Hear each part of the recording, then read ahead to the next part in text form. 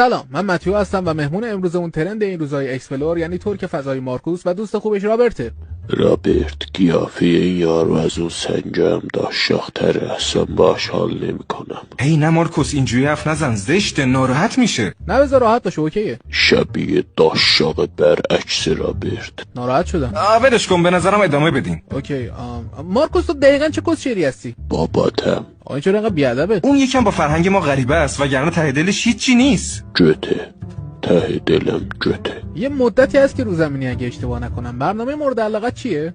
امریکن جت تالنت.